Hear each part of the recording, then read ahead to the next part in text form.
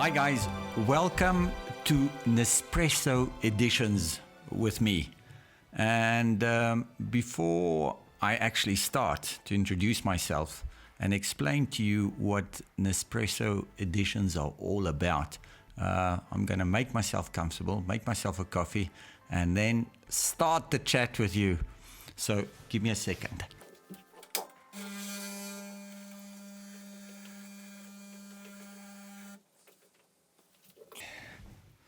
Well, this is how I start nearly every day of my life.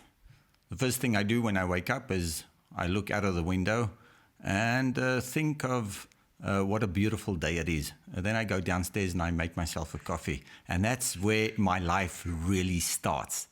I'm Mike Horn. I'm a professional explorer. I was born in South Africa about 55 years ago, but left South Africa just before the apartheid finished and traveled to Switzerland. I'm a Swiss South African citizen, living in one of the most beautiful and amazing locations in the world. And that is in the canton of Vaud on Lake Geneva. And the view that I have every day is the most beautiful lake, the Alps, and the snow. So I think I live in paradise, but I don't actually spend a lot of time at home. I have spent in the last 5 years only 32 days in my own bed. So as you can see, exploration is my life. It's not only something that I do, it is the way I live. Throughout my life as an explorer, I've been a sponsored athlete for more than 28 years. And Nespresso played a massive role in allowing me to go out and explore the natural world, but as well the world of coffee. I was involved in the e-collaboration project with Nespresso, where we took Nespresso employees out into nature with an aluminum or aluminium sailing vessel that I built that was called Pangaea. And this boat allowed us to go to places that very few boats could go and to be able to do environmental projects. But more about that a little bit later. So what is the Nespresso Edition? The Nespresso Edition program is to be able to inspire everyone around the world and show people that actually are confined at home in this kind of difficult times that we're living through today, and inspire people in the way through creativity, in the way that we don't really know the world. And to discover people and creativity is, to me, one of the most inspiring things that we can live through as human beings.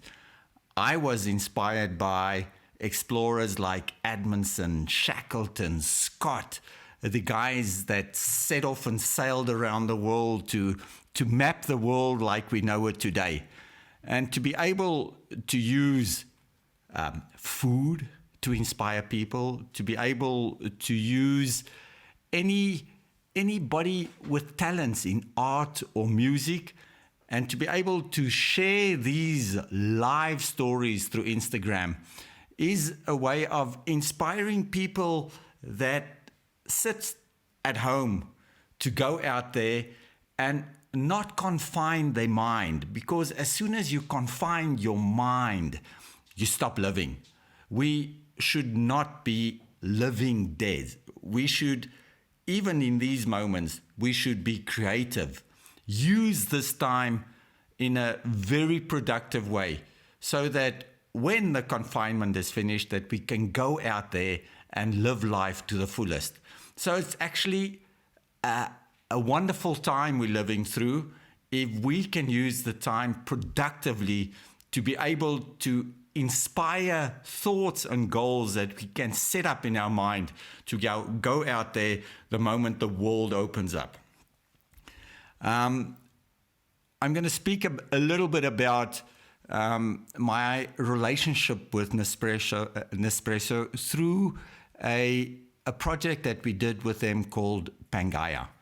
Pangaea was a dream to me, and as you all know, Pangaea was the supercontinent 250 million years ago when the world was one. Slowly the continents drift apart and created the 6 continents as we know them today. So I decided to build a boat. Not to reunite the continent, but to reunite the young people around the world. To take these young people to places they will never be able to go to be able to take them to the North Pole, to the summits of the Himalayas, through the Amazon jungle, through the tundra in Siberia, then obviously right down to the South Pole, take them into swamplands. And Nespresso allowed me to be able to use these creative young explorers to make a change in the world. So we showed them the beauty of the planet. We taught them how to conserve this natural beauty, and then set them out there with all the tools necessary to be able to have a positive impact in business, in art, in music, and allow them to create who they are to conserve the planet. And that project lasted for 5 years. For 5 years, I sailed 9 times around the world to the most remote places. And today we have 12 environmental projects that is planting trees, that works on coral reconstruction, that goes into the deserts and do desertification projects. They help the human beings. They clean up base camps in Everest, in K2, in the Karakoram Mountains. And one of the projects that we did was I had the opportunity to take these young people to Colombia. Now, Colombia, as we might think of Colombia, we think of the drug traffic, we think of cocaine, we think of a war zone. But it is one of the most amazing places I've ever visited. To take not only the young people from the 6 different continents around the world to this amazing place, to be able to share their experience from their countries with the Colombians working on coffee farms, was a unique opportunity to cross the borders and the frontiers that we set in our mind.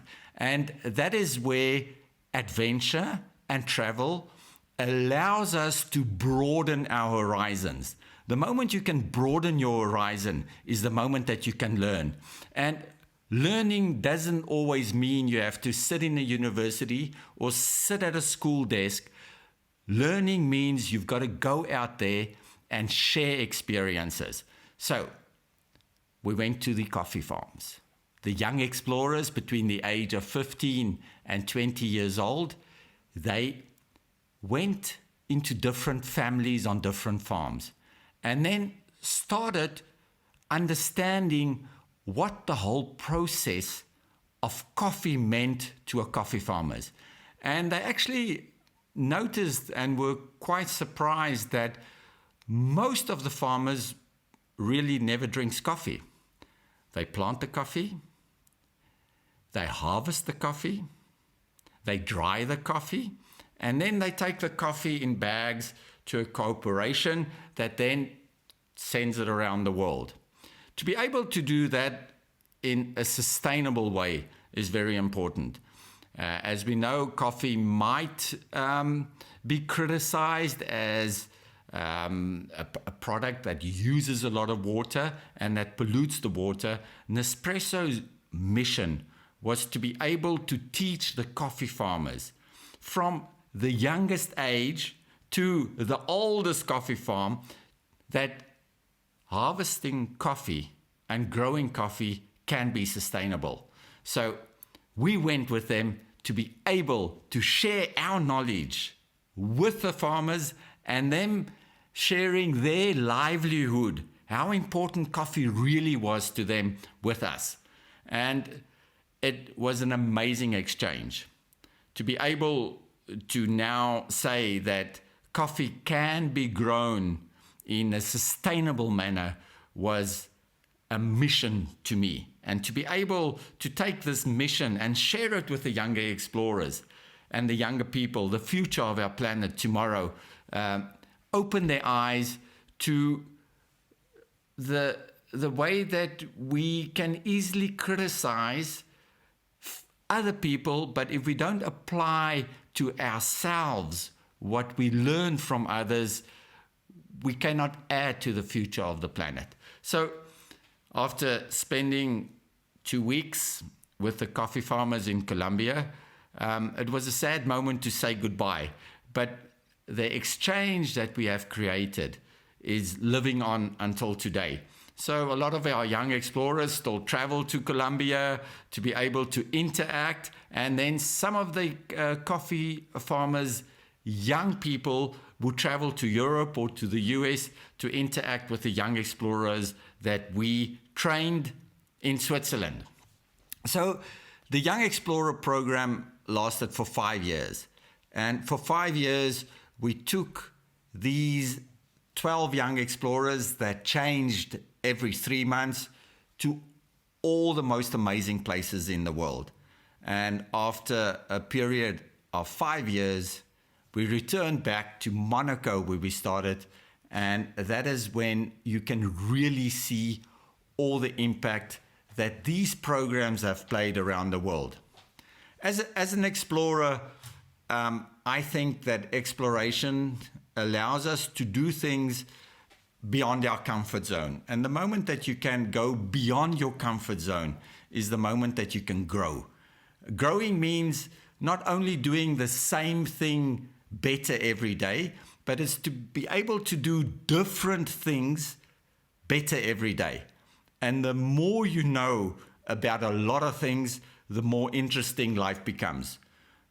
During this period of COVID, it allows us to read books. It allows us to inform us on matters that we don't always have the time to be able to inform us all about. It takes us out of this rat race, gives us a little bit of time, and time is a luxury. If you have time, you've got the biggest asset of life.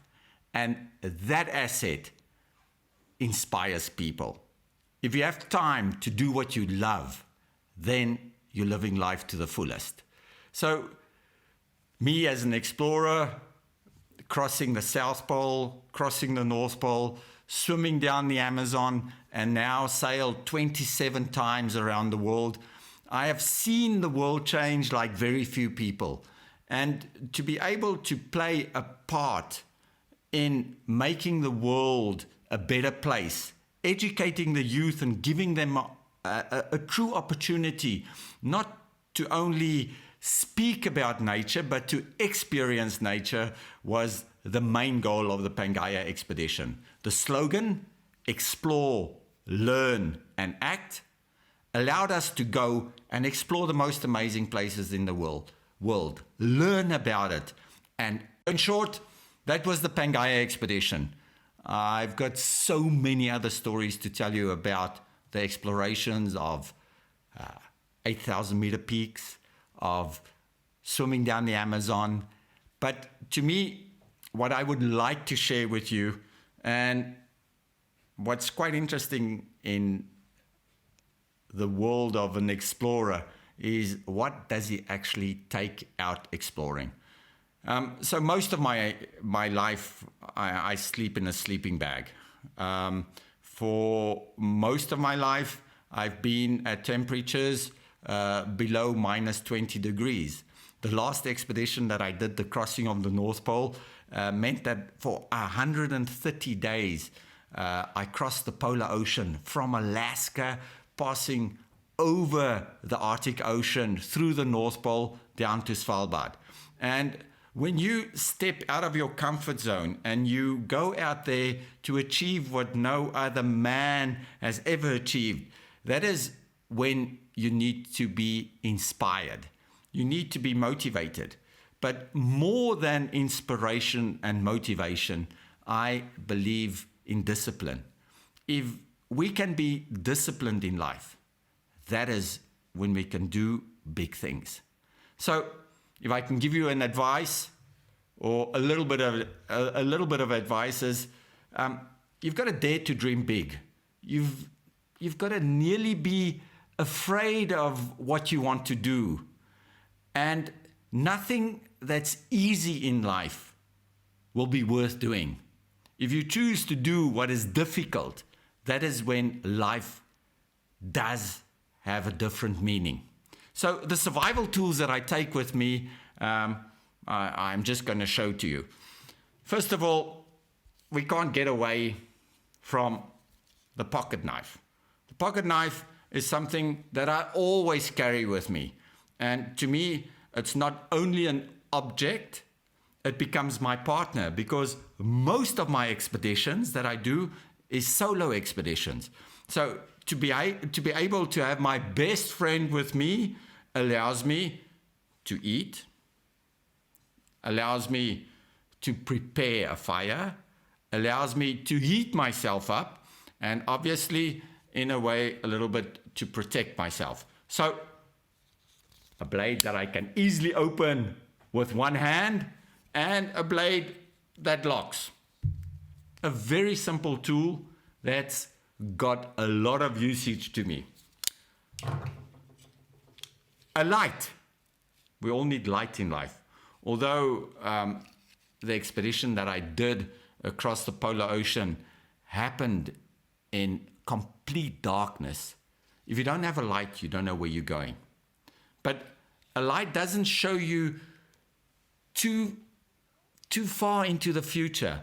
What a light shows you is what surrounds you. And that's what we often forget. If we live in the moment, we're living life. If you're afraid of the future, you're not living life. If you live too much in the past, you can't be prepared to overcome the obstacles that is ahead of us. So, a little bit of advice: live today. One life only has 30,000 days. And if you don't have that 30,000 days, then you are wasting your life. Live life to the easiest. Shine that little light around you and live in the moment. This little, object that I have is a spade. We use spades everywhere. If we pitch our tent, I shovel the snow onto my tent so my tent stays on the ice and the wind doesn't blow in between the sail of the tent and comes into the tent. So I anchor the tent by shoveling snow on the snow flap. Then on my spade, I have a saw. With that, I'm not going to cut my table, but I can cut wood. Then if I get back to civilization and I don't have a bottle opener and I want to drink a beer, I've got a bottle opener. Then, as you can see, this side of my spade is really sharp. So it can be used as a knife. On the ice, when I fall through very thin ice into the Arctic Ocean, with the spade, I can take this pick, hit it into the ice, and pull myself up onto the ice. And then, a last little thing that's quite important, if I open this little cap, takes a while to open, then, if you can see, I've got the matches. In this little spade, I have everything. to be able to make a camp, to dig a snow cave, and to be able to survive.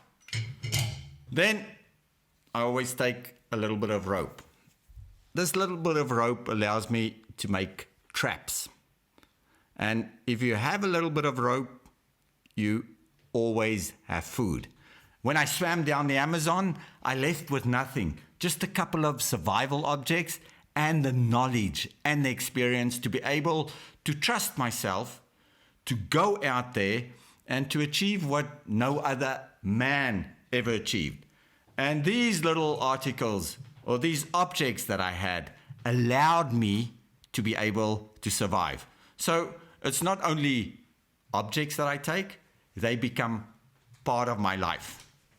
So for the objects, I think that's enough. I'll have a little sip of coffee.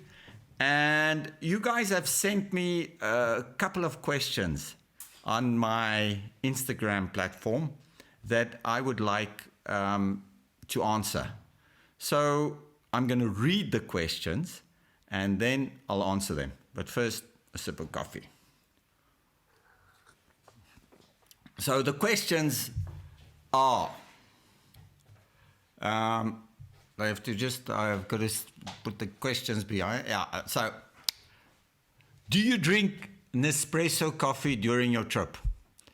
That, like I said earlier, I wake up every morning and I have a coffee. On my boat that I sailed 27 times around the world, the boat never stops. That means that we awake nearly 24 hours a day. Coffee is what keeps us awake. Coffee is that little bit of luxury during a big storm. Coffee brings people together. And when we do have a problem, the first thing we do is we get everybody together. Each one makes himself a coffee. We drink a coffee and then we solve the problem. So guys, before you worry too much about solving a problem, have a coffee. It gives you time to reflect. It gives you time to share the same experience that you have in your mouth with somebody else that's around you. So this is not just a sales pitch. I do drink Nespresso coffee during all my expeditions. The second question is, what advice would you like to give to a young person that wants to start his career as an explorer? And I think the advice that I would like to give to any young person or to any person in the world, young or old, is that it's never too late to start exploring. And exploration is in all fields of the world. It is not only in climbing a mountain or crossing the North Pole or swimming down the Amazon or sailing around the world. We can explore the world of art. We can explore the world of food. We can explore the world of music. We can explore the world of science. And that is all exploration. We all deeply in ourselves, we have this will to go into the unknown. Although we are often afraid to leave our comfort zone, fear should become part of our life. And if I can give one advice, is that don't be afraid to do big things in life. Because the moment you trust yourself, you believe in what you want to do, that's when everything becomes possible. So, if I want to become an adventurer, what background do I need? Education, hobbies, and etc. As I just explained, that exploration can be done in any field. I don't think you can become an explorer. I think you get born to be who you are. And as I said, exploration can be in any field of life. And for me, as a young kid, I always wanted to stay outside. I always wanted to be outside in the worst weather. And the moment you actually make your comfort zone fear, when you're afraid, that is when you know that you're actually exploring. Exploration leads us into the unknown. And the moment you go into the unknown, that's when you start exploring. So the fourth question is, hi Mike, what do you tell yourself before going on a big adventure to reassure yourself? And I've never started anything in life thinking I would fail. And I think failure is what stops us from exploring. So although we know that the risks are big, we know that failure is part of success, I'm not afraid of losing. If the will to win becomes bigger than the fear to lose, that is when you can go out there and achieve amazing things. But there's a button you have to turn in your head. This button that you actually realize that you can fail, but that will to win overpowers that fear of failure. And the moment you turn this button is the moment that you can deal with the fear and the unknown involved in exploration. So the first question is, how do you deal with loneliness during your expeditions? And in English, luckily this is done in English. There's two words. I'm alone. Alone is one word. And lonely is the next word. Alone, I never felt lonely. Because alone in my tent at 8,000 meters, or alone in my hammock in the middle of the Amazon jungle, alone on the boat sailing around the world, I have an objective, I have a goal. That's where I feel alive. And when you feel alive, you're never alone. You always have yourself and your knowledge and your survival tools with you. I felt lonely in a big city where I knew nobody. I felt lonely with people surrounding me that I didn't know. So you can only feel lonely if you're not sure and if you're not in your comfort zone. I'm alone, but I'm never lonely.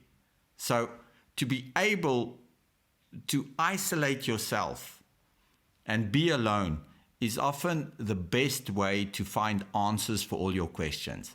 And that is very important to know. Guys, don't be afraid to be alone.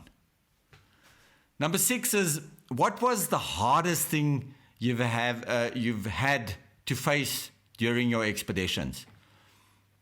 I don't think there was any hard moments, because there's nothing in between life and death to me.